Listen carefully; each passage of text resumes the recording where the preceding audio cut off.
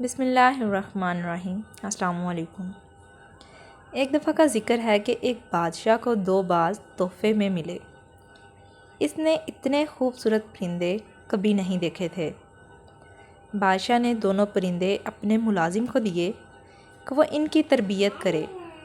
ایک دن ملازم نے بادشاہ کو بتایا کہ ایک پرندہ اونچی اڑان اڑ رہا ہے اور دوسرا جس دن سے آیا ہے اپنی شاخ سے نہیں اڑ پا رہا۔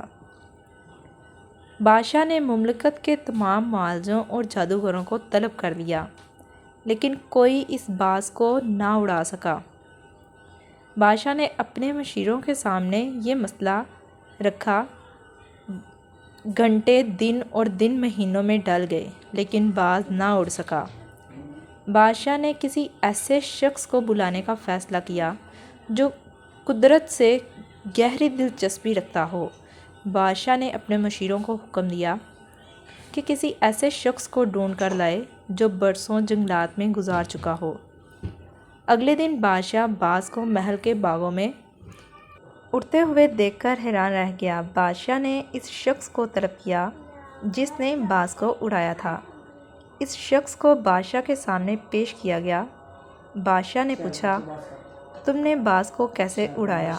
وہ مسکرا کر بولا، میں نے وہ شاخ کاٹ دی جس پر باز بیٹھتا تھا۔ آگے بڑھنے کے مواقع بہت ہیں لیکن ہم آگے بڑھنے کی کوشش نہیں کرتے۔ ہم اپنی آسائشوں سے قدم باہر ہی نہیں نکالتے۔ نئی آزمائشیں اور نئے تجربے ہی زندگی میں آگے بڑھنے کی وجہ بنتے ہیں۔